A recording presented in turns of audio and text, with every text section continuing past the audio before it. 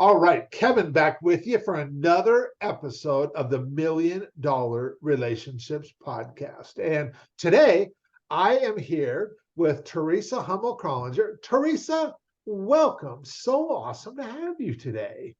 It's awesome to be here. I'm so glad we connected, and I Yeah, look forward to our conversation. same. And I want to give a quick shout out to Laura Secola. If it wasn't for Laura, I interviewed Laura a little bit ago for the podcast, and after having the experience that she had, she was like, Kevin, you have absolutely got to interview Theresa for your podcast. And so she connected you and I.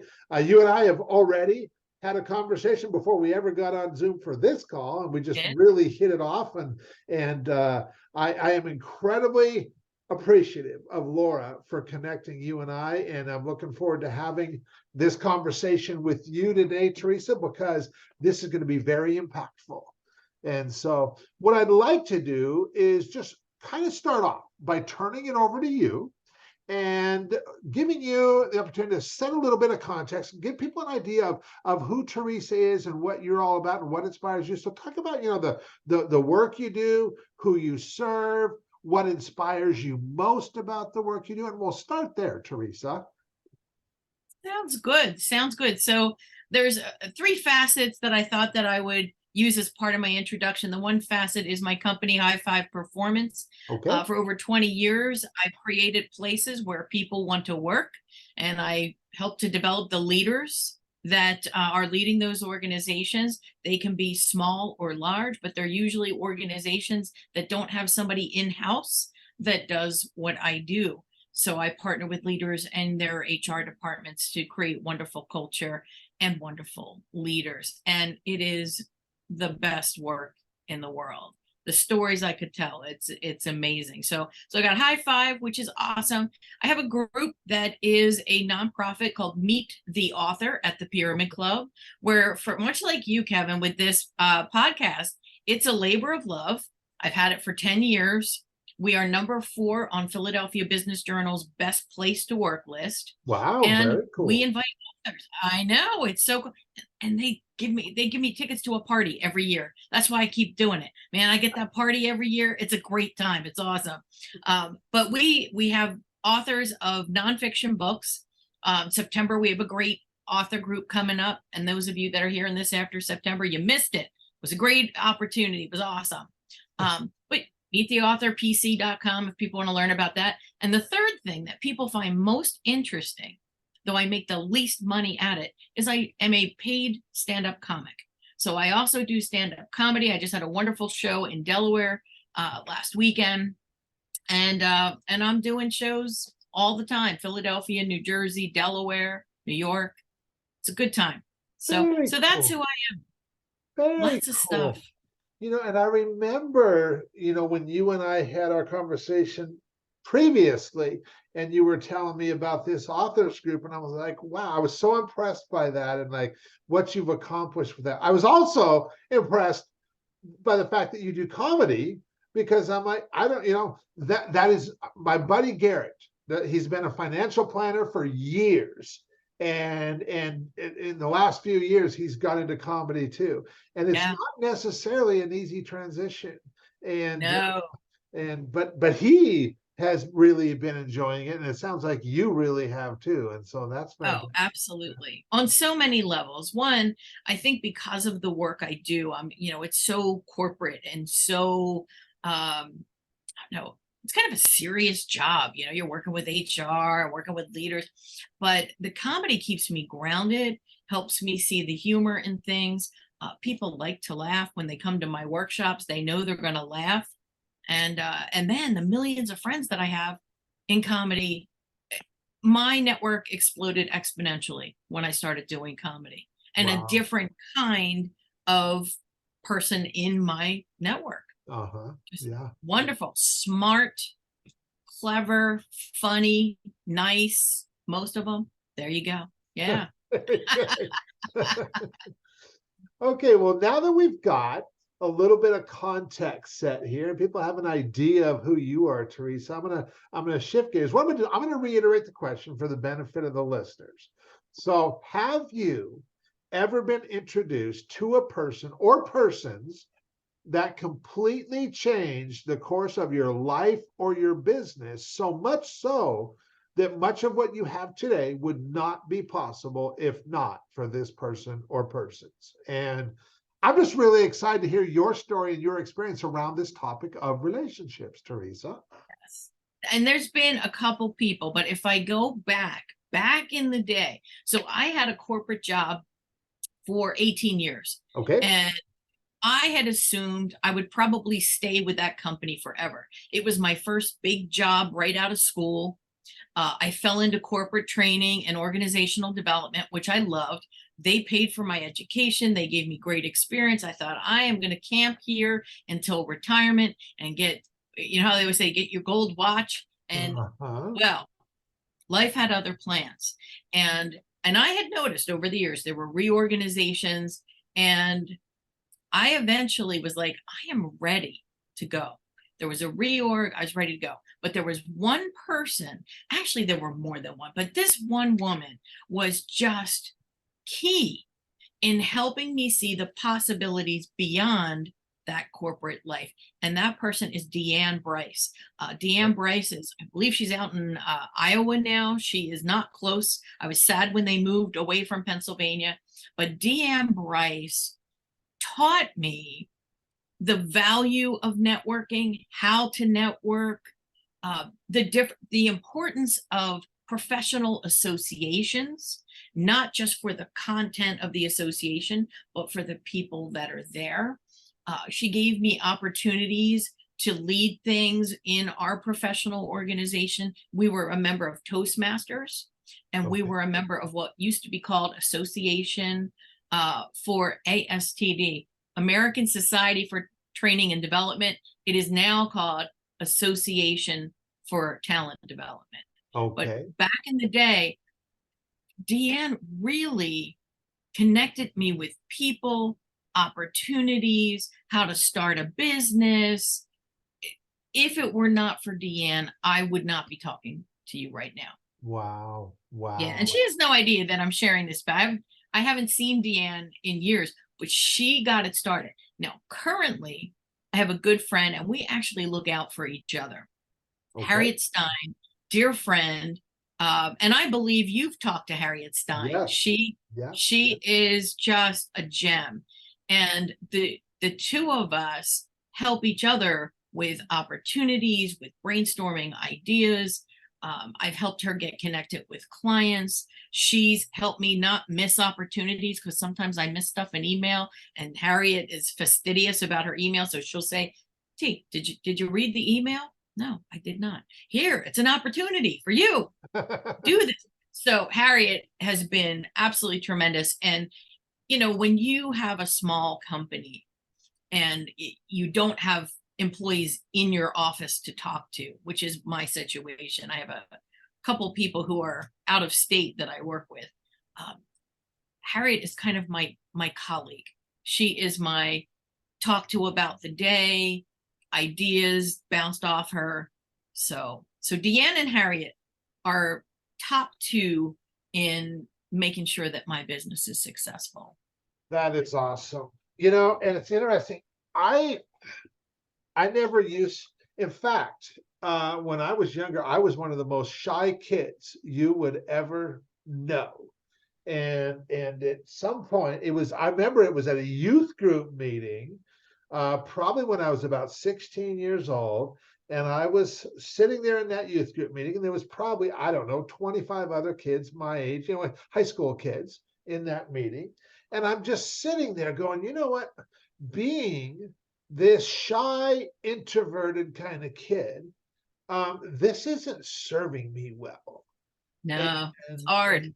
I would see these other kids just interacting and stuff way more than I, and so there was this girl, Anne, that she was in the youth group, and she was also the captain of the cheerleading squad when I was in high school and stuff. And she was very pretty, very attractive girl. And she was there at youth group that night. And I was like, you know what?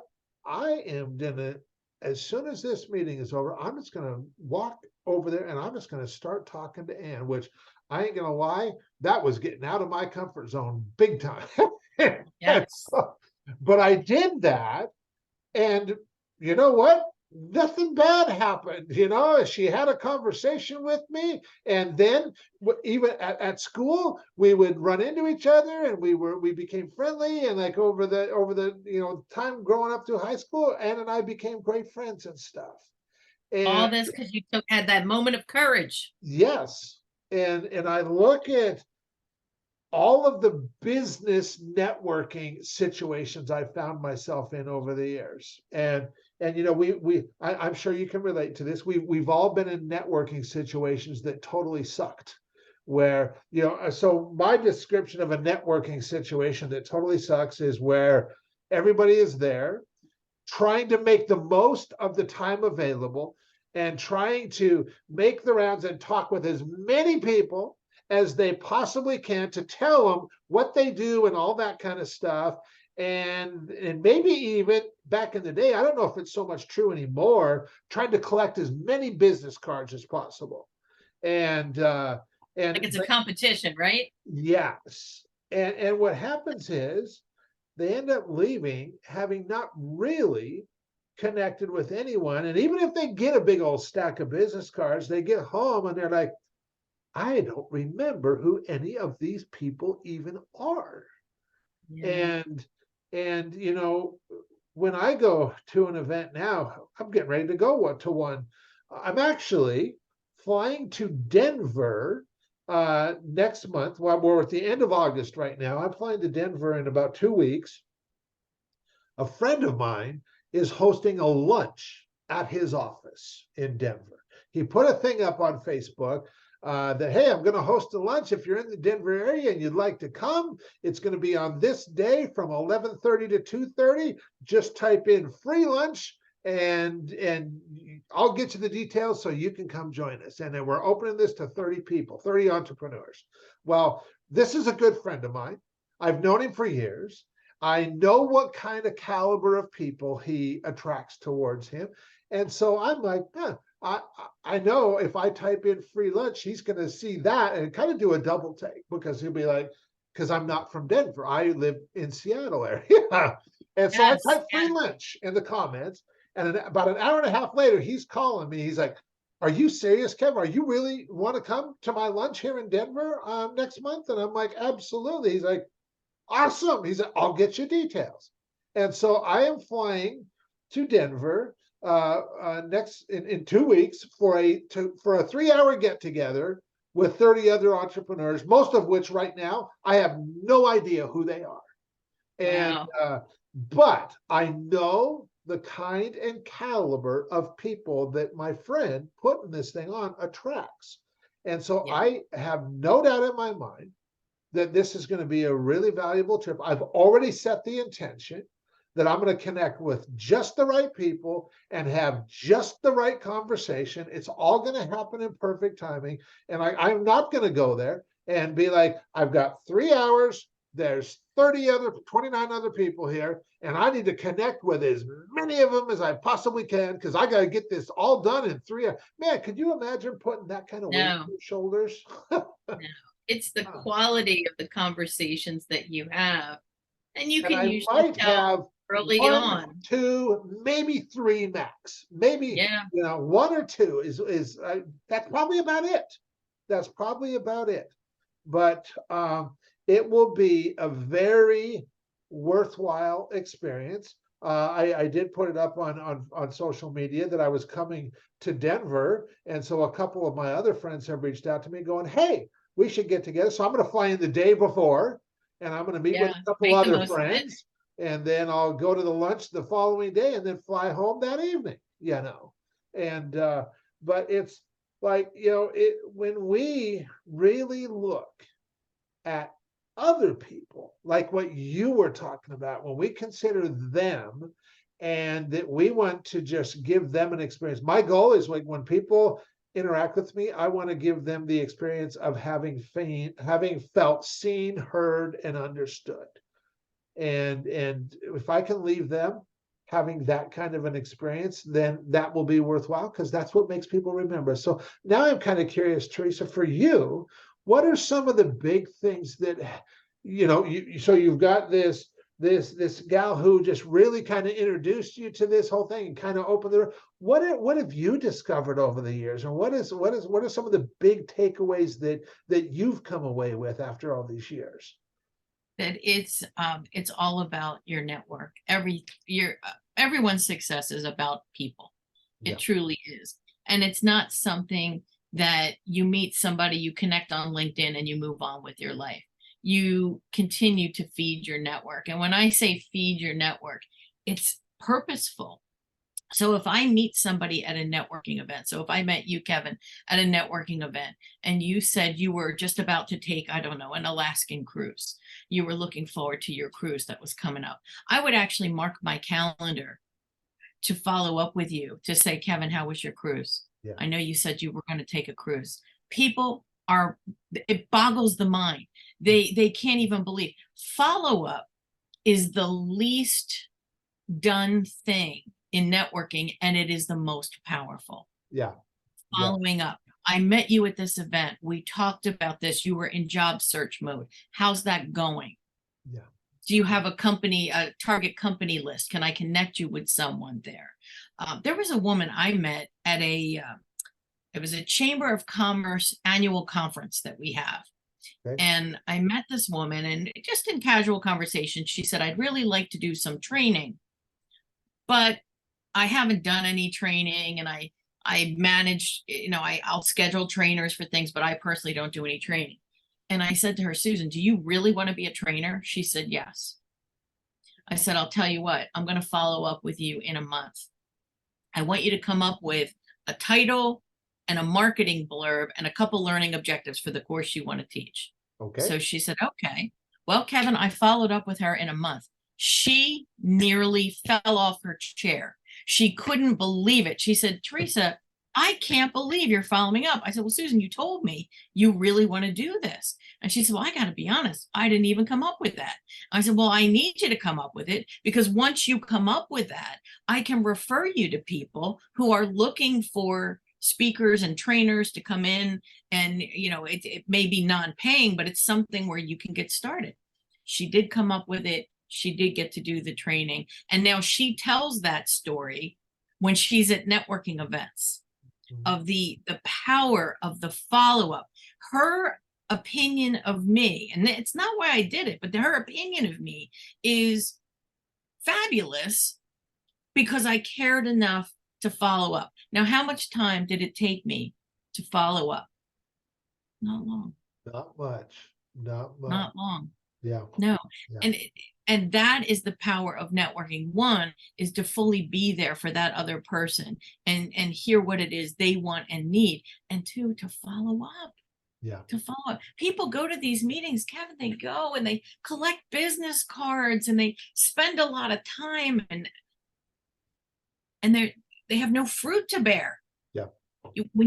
First of all, when you get a business card, right on the back of it, met Kevin Thompson at this event. We talked about having lots of kids, because you have lots of kids, and I know that, right? So now when I get back, I got my business card and I know what we talked about. Yeah. Yeah. And where we met. Networking is not just a checkbox activity. It is crucial to success, whether you're going to be an entrepreneur or even if you're going to work as in a corporation, in a company. Sure. Yep. Absolutely huge. So I definitely learned that from Deanne in those early days, because Deanne was so good at connecting people with people, and she listened to what they were doing and she followed up.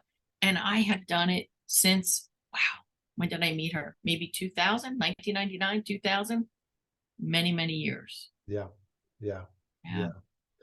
That's powerful. And you're right. There is little to zero follow-up being done by people who meet in a networking situation. And I just,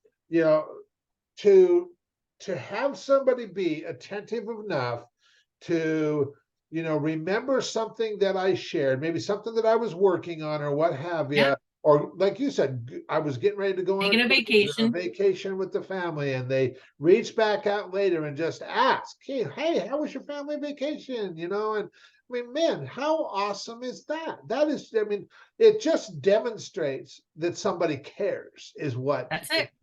Yeah, yeah. And it's rare, It Kevin. is. It's It's totally rare. rare. It is so rare. Yes. So if people want to stand out, this is something you do.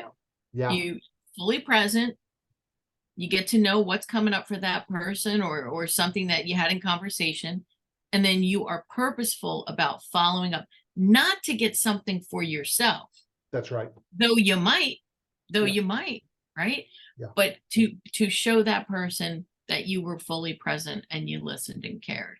Yes. And when you do that one person at a time, and think of all the people that you're meeting, and you're doing that one part, think about the strength of the network that you build and the brand you build for yourself. Yes. That becomes part of your personal brand. They're like, you know what? She cares. Yeah. She listened. Yeah. Yeah. It's interesting because you brought up the giving and receiving thing, and I know we hear it a lot when people do talk about networking, is that we should show up prepared to give, to contribute, and all of that without expecting anything in return. And that is like a really great way to look at it. But what I kind of have done this caveat for myself. So going to this event in a couple of weeks, I was Yes. going into that 100% ready to contribute and help and serve. And if there's a way like that I can connect with the right people in that environment and somehow be of service to them, I would love Yes. nothing better than that. But I also simultaneously set the intention that I don't know what there is that I might be able to be on the receiving end from this as well, but I don't need to concern myself with it, because whatever could ultimately come from that is going to Yes. be so much bigger, so much more expensive than anything Yes. that I could possibly envision anyways, that I'm just going to let that go and expect and set the intention that stuff like that is going to happen. And it Yes. does all the time, It does. and You so know, it's interesting, Kevin. There's two kinds of people when I network. There's the ones who are all about getting for themselves. Yeah. And then there's others that are more focused on how they can help Yeah. me, right? And I love that, because they'll say, how can I help you?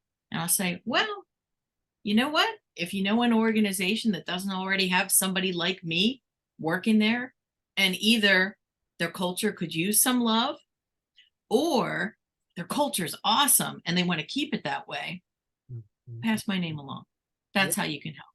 That Yeah. would be awesome. Yeah. But I love these folks that um, they gather, and you don't see any. How about you? Mm. How about you, Kevin? What can I do for you? How Yeah. can I make your life better? Or yeah, it's interesting. Networking, well, the book The Go Giver, I don't know if anybody's read the book The Go Giver. If you haven't, it's a wonderful book, but Yeah. it talks about success is built upon those who give. Now, today I had a half-hour conversation with a young man who is fresh out of college. He's looking for work, and it was all about him. It truly was all about him, because he's looking for work, right? Rich half-hour of conversation, tips, connections, how to use LinkedIn, all of that good stuff. Now, there's not a whole lot he can do for me, although maybe you could help me with some marketing. I don't know.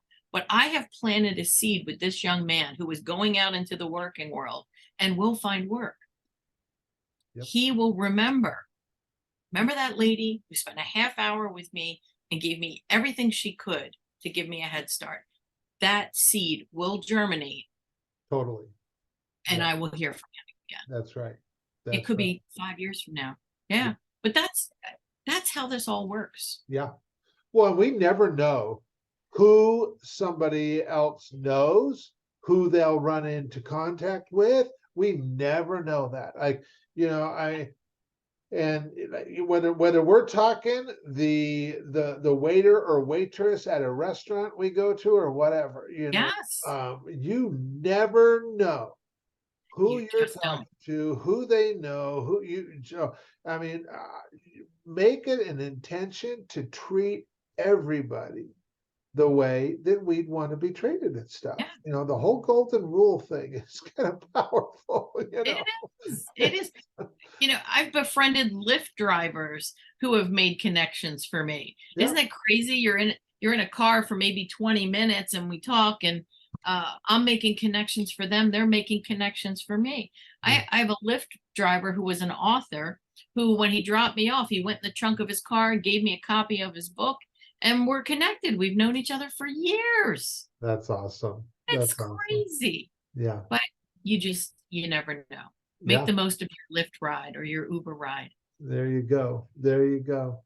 Well, Theresa, I want to thank you for taking the time to have this conversation. For anybody listening to this, it's going like, man, Kev, I really like Theresa. I like the way she shows up. How can they find out more about what you're doing and any resources that you can share with them?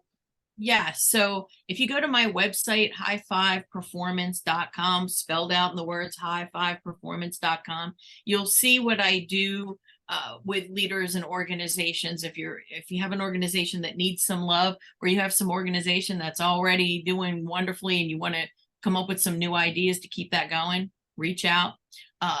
Whether you're in the Philadelphia area or not, meettheauthorpc.com.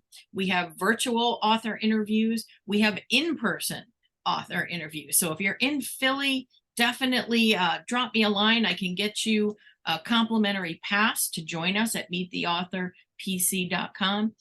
If you are at a distance, join us online. We have some wonderful interviews coming up.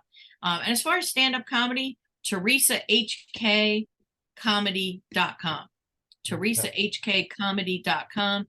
Come see a show. You missed a good one. Friday night, I was in Milton, Delaware. We had a rocking audience, but I've got some great shows coming up in the next few months all over Philly, New Jersey, Delaware.